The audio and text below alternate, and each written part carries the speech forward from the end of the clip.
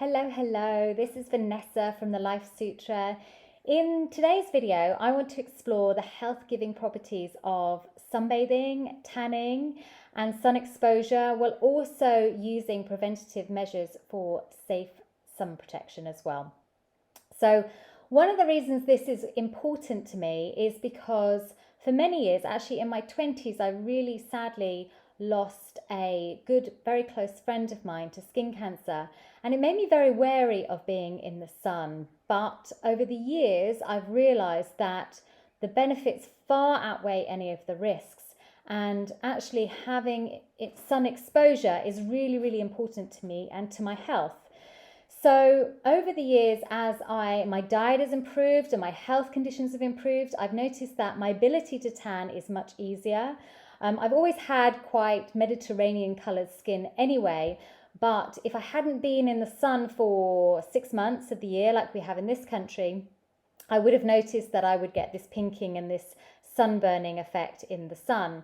However, now, because melanin, which is we get from the sun, which is converted within the liver as a hormone, is much easier converted if it's supported with nutrients. So we know that there are a few nutrients that are really important in our ability to not burn, and these are things like vitamin C, vitamin E, which we can get from things like avocado, olive oil, also fruits and vegetables for our vitamin C, also things like beta carotene, which we're going to get from things like pumpkin seeds and carrot, also things like fish oil, so omega-3s or plant-based algae, which is what I currently use, and also things like flavonols from cacao, which I find really incredible. There's some really good studies that if you were regularly consuming cacao, you were much less likely to burn in the sunshine. This is not the same as cocoa, which is the processed form of chocolate. This is the pure cacao, which has all the minerals and the flavonols in it. So these are things that really help support your body in its ability to tan easily and naturally.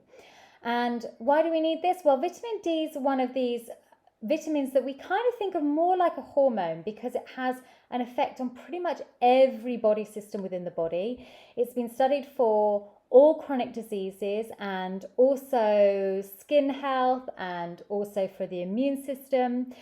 And what's really powerful is that we have a receptor site for vitamin D on every single cell on the body, which really should tell us a lot that it's affecting every single cell and therefore has an influence on our health. So getting that sun exposure during the summer months is really key, and then also supplementing in those months where you can't get it, particularly in countries like the UK, where it is dark and you're not getting enough vitamin D. There are some other reasons that you might want to go in the sun, and that is that you can have melatonin production from the infrared rays from the sun.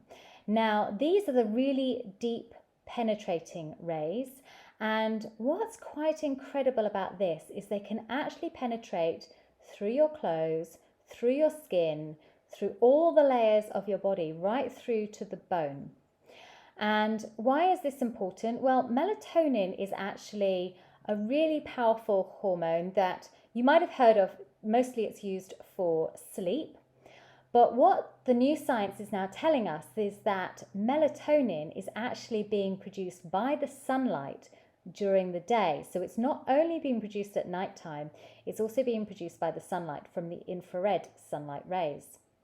And melatonin is this hormone that has this protective effect. It actually upregulates glutathione, which is the master antioxidant in the body. So often we know that antioxidants are really good for helping to clear out toxins and from oxidative stress within the body. But the way that we can get the best antioxidants in the body is through glutathione, and anything that upregulates and helps to produce any glutathione, which is basically the king antioxidant in the body, is really important, and that's through melatonin. Now, why is this important? This has been studied because it has an anti-cancer effect. It's also been shown to help with cortisol production. So while we're sleeping, that's really important because we want to have cortisol first thing in the morning, surging, waking us up and making us feel good. What we don't want to have is too much cortisol at night. That's going to help us stay awake and keep us energized and giving us energy. And it's also going to produce antioxidants while we sleep. But during the day, it's also going to help to clear our cells. So really, really, really powerful to work with our circadian rhythms, but also get out in the bright sunlight in the middle of the day, even if we have to cover up. So if we're someone that sunburns and you have to wear a hat and you have to wear clothing, getting out in those midday sun is going to be really important for our health. And there have been a lot of studies that show that when we get out in that midday sun, it helps with calcium production, it helps with bone formation, it helps with our mood, it helps manage our sleep better, it helps with our memory, our studying, pretty much everything.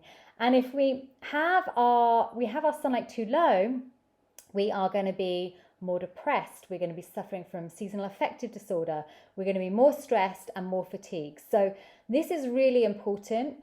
And there are some also really big studies, and the reason I'm showing this is because I know that a lot of people are aware of skin cancers. There have been some really important ones like about melanoma.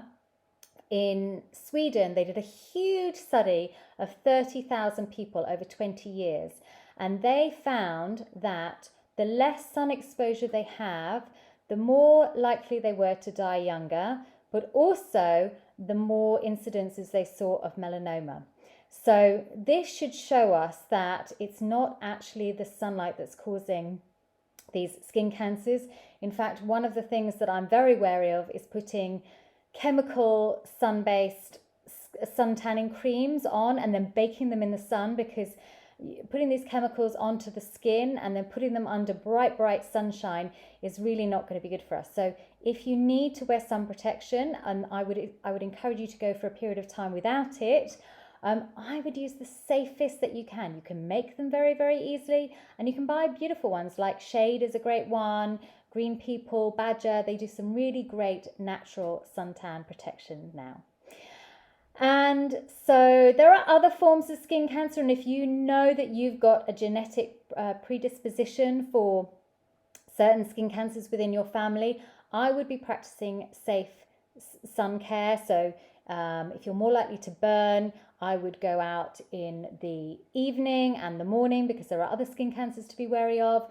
But really, we need to make sure that our diet is good and that we're getting plenty of bright sunshine, because it affects everything, every single body system.